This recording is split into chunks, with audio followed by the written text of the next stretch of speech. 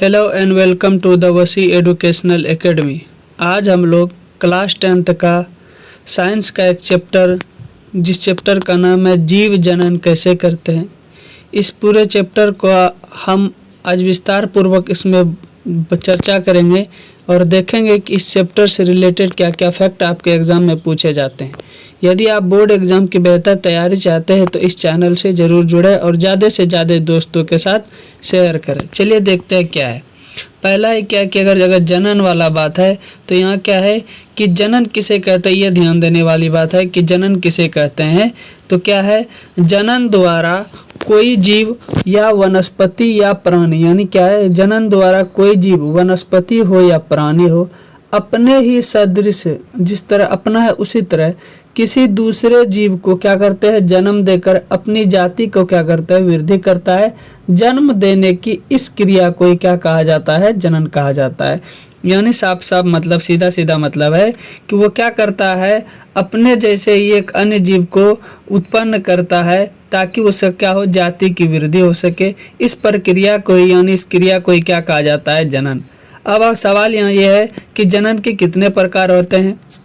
तो मुख्यतः जनन के दो प्रकार होते हैं। पहला क्या है, अलैंगिक जनन है, दूसरा क्या है, लैंगिक जनन है। यह भी आपके एग्जाम में पूछा जा सकता है। चलिए इससे और देखते क्या है।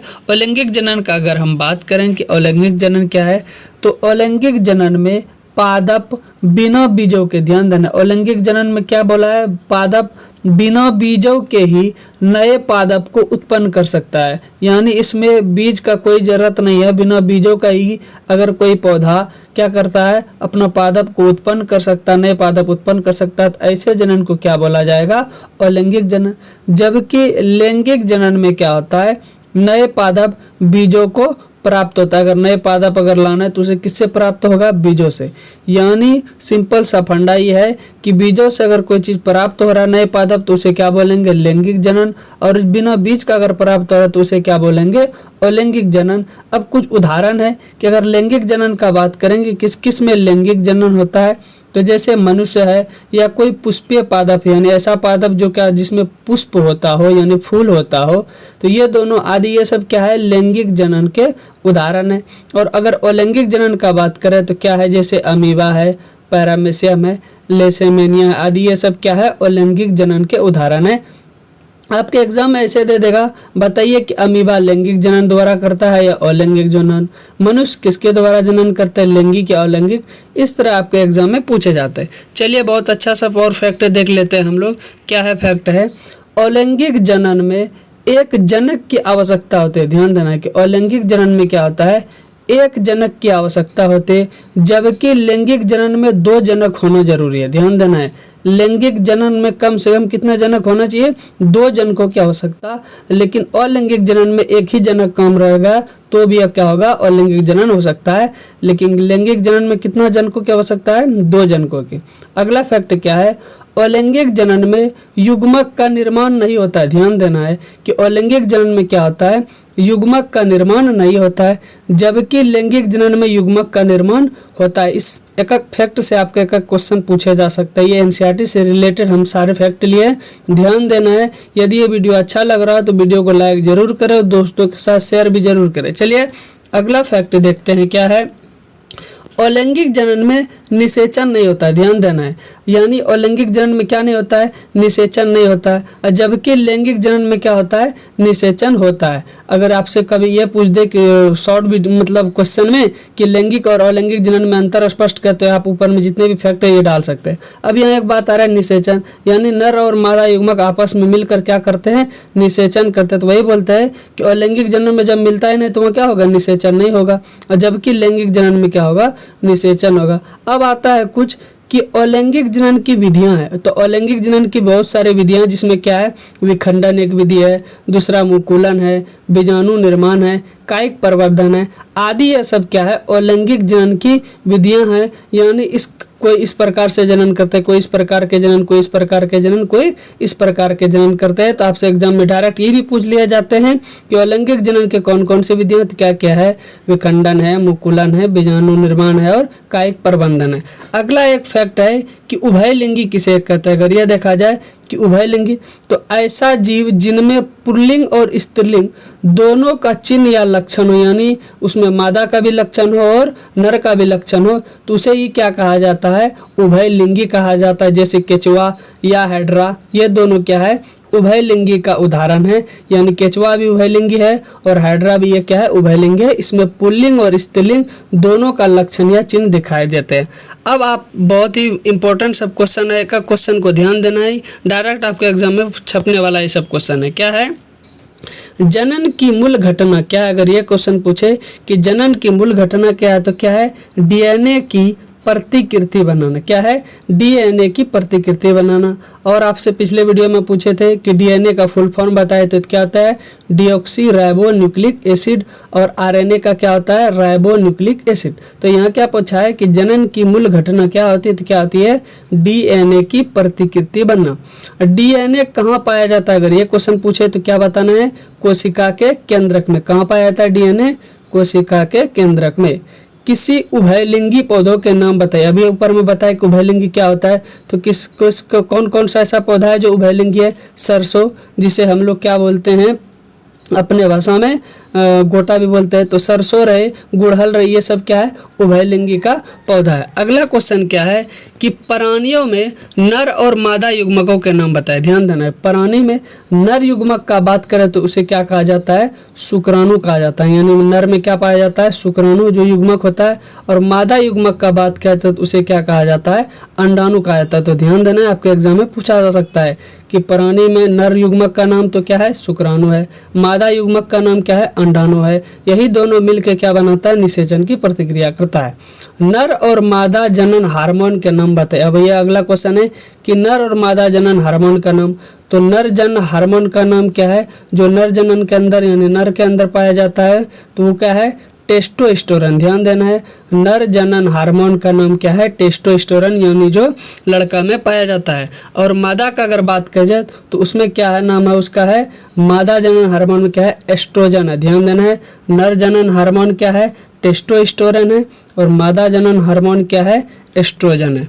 अगला क्वेश्चन क्या है, नर तथा मादा युग्मकों के संयलन। अभी बताए कि नर तथा मादा युग्मक का संयलन करें, या इसी को क्या बोला जाता है, नाम निषेचन। यानी आपस में अगर दोनों का युग्मक मिले तो इसे प्रक्रिया को क्या कहा जाता है, निषेचन। अगला बात यहाँ क्या क्वेश्चन आपसे अलग पूछा है, निषेचन से बनी जीवित संरचना को क्या कहते हैं। यानी नर तथा मादा युग्मकों का निषेचन हो जाए उसके बाद जो जीवित संरचना बनता है उसे क्या कहा जाता है, युग्मनज कहा जाता है। उसे क्या कहा जाता है, युग्मनज कहा जाता है। अगला क्वेश्चन क्या है, नर तथा मादा में निषेचन कहाँ होता है। अगर ये क्वेश्चन पूछे नर और मादा में निषेचन कहाँ होता है, तो कहाँ होता है, डिम्ब वाहिनी या फ्लोपियन ट्यूब जिसे कहा जाता है, यहीं पर क्या होता है, निषेचन होता है। अगला क्वेश्चन आपसे पूछा है, मानव सर्वथा की अवधि लगभग कितने दिनों तक होती है। यानी एक भ्रूण में कितने दिनों तक होता है जिसके बाद बच्चा ही होता है, तो क्या होता है, 280 दिन का है, या 40 सप्ताह का है, या क्या का है, 9 माह का है। तो ये चारों में कुछ भी ऑप्शन में आया तो आपको लगा देना है कि बच्चा कितना दिन में होता है, 280 दिन, या 40 सप्ताह, या क्या का है, 9 मंथ। अगला क्वेश्चन क्या है, किसके द्वारा भ्रूण को मां के रुधिर से पोषण मिलता है। अगर ये क्वेश्चन पूछे तो किसके द्वारा मिलता है, प्लेसेंटा, या जिसका नाम क्या है, अपरा। दोनों नाम रहे, कोई है, दोनों का एक ही नाम है। किसके द्वारा भ्रूण को मां के रुधिर से पोषण मिलता है, यानी बच्चे को जो भ्रूण में बच्चा रहता है मां के खून से, यानी जो अगर पोषण मिलता है तो किसके द्वारा मिलता है, प्लेसेंटा के द्वारा। अगला क्वेश्चन क्या है, मानव भ्रूण का विकास कहाँ होता है। अगर ये क्वेश्चन पूछे कि मानव भ्रूण का विकास कहाँ होता है, तो कहाँ होता है, गर्भाशय के अंदर होता है मानव भ्रूण का विकास। अगला क्वेश्चन क्या है कि गर्भ निरोध की विभिन्न विधियां कौन कौन सी है जिससे गर्भ को रोका जा सकता है। तो क्या है, नर बांध्यकरण है, मादा बांध्यकरण है, निरोध का प्रयोग है, कॉपर टी है, ओरल कॉन्ट्रसेप्टिव है जिसे ओसी भी कहा जाता है। ये सब क्या है जिसके कारण गर्भ को निरोध को यानी गर्भ को रोका जा सकता है। अगला क्वेश्चन क्या है कि संभोग जनित रोग का नाम बताइए। अगर ये क्वेश्चन है किस किस के जरिए यानी ऐसा कौन सा बीमारी है जो संभोग के कारण उत्पन्न हो सकता है, तो क्या है, एड्स जानते हैं, गोनेरिया जानते हैं, और क्या है, सिफिलिस। ये तीनों याद रखना है। एड्स तो आपको जानते होंगे, लेकिन ये दोनों भी है, गोनोरिया और सिफिलिस, ये तीनों क्या है, संभोग जनित रोग है। आपके एग्जाम में कुछ भी पूछे तो आप बता दीजिएगा। उम्मीद कर रहे हैं आपको वीडियो बहुत अच्छा लग रहा होगा। यदि वीडियो अच्छा लग रहा है तो लाइक ज़रूर करें और दोस्तों के साथ शेयर भी करें। अगला क्वेश्चन क्या है कि एक अंड परजक जंतु का नाम बताइए, यानी ऐसा जंतु जो अंडा से उत्पन्न होता है तो कौन है वो? मेंढक है। एक सजीव परजक जंतु का नाम बताइए, यानी सजीव परजक जंतु का बात करें तो कौन है वो? गाय एक तरह का क्या है? सजीव परजक जंतु है। अगला क्वेश्चन है एक ऐसे जंतु का नाम बताइए जिसमें कौन निषेचन होता है? बाह्य निषेचन होता है तो कौन है वो? मेंढक है। मेंढक में कौन सा निषेचन होता है? बाह्य निषेचन होता है। आपको एक उदाहरण बताना है आप कमेंट बॉक्स में कि आंतरिक निषेचन का एक उदाहरण आप लोग बताइएगा कि क्या होता है जिसमें आंतरिक निषेचन होता है। अगला क्वेश्चन क्या है कि बेकरी वाले खमीर और अमीबा में किस विधि द्वारा अलैंगिक जनन होता है? ध्यान देना है कि बेकरी वाले खमीर रहे या अमीबा रहे, किस विधि द्वारा अलैंगिक, यानी ये दोनों में तो अलैंगिक जनन होता है। अब अलैंगिक जनन में भी बहुत सारा विधि बताए थे, तो किस विधि द्वारा होता है? इसमें द्विखंडन विधि द्वारा। किस द्वारा? द्विखंडन द्वारा। अगला क्वेश्चन है एक ऐसे पौधे का नाम बताइए जिसमें जड़ द्वारा कायिक प्रबंधन होता है। किसके द्वारा? जड़ द्वारा। तो कौन है वो? सागौन। कौन है वो? सागौन। अगला क्वेश्चन है एक ऐसे पौधे का नाम बताइए जिसमें पत्ती द्वारा वर्धी प्रजनन होता है। किसके द्वारा? पत्ती द्वारा। तो कौन है वो? ब्रायोफिल्म। अगला क्वेश्चन क्या है ऐसे दो जीव के नाम बताइए जिसमें जनन मुकुलन विधि द्वारा आता है, यानी ऐसे दो जीव के बारे में बताना है जिसमें क्या होता है? जनन जो है किसके द्वारा? मुकुलन विधि द्वारा होता है। तो कौन कौन है वो? हाइड्रा और इष्टा। ये दोनों में जो भी जनन होता है किसके द्वारा होता है? मुकुलन के द्वारा। ध्यान देना, क्वेश्चन कभी उल्टा भी पूछ देता है। हाइड्रा में किसके द्वारा जनन होता है? तो मुकुलन द्वारा। इष्ट में किसके द्वारा होता है? तो मुकुलन द्वारा।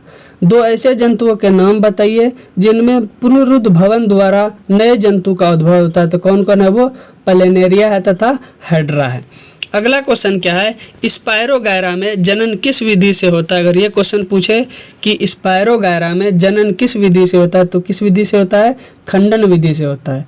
अंडाशय, वर्तिका और वर्तिकाग्र पुष्प के किस जनन अंग का भाग है? यानी ये सब जो नाम है किसके नाम है? वो मादा जनन अंग के नाम है। अगला क्वेश्चन है समान जीन संरचना वाले जीवों को क्या कहते हैं? तो उसे क्या कहते हैं? क्लोन कहते हैं। छोटा सब क्वेश्चन है लेकिन बहुत इंपॉर्टेंट सब क्वेश्चन है, ध्यान देखते रहना है। किन्हीं दो पौधों के नाम बताइए जिनमें समकाल परिपक्वता पाई जाती है। अगर ये पूछे तो क्या है वो? सूर्यमुखी है और गुलाब है। उम्मीद करते हैं आपको ये वीडियो बहुत अच्छा लगा होगा। इस तरह वीडियो पाने के लिए इस चैनल को सब्सक्राइब जरूर करें और बोर्ड एग्जाम की बेहतर तैयारी के लिए इस चैनल से जरूर जुड़े। Thank you.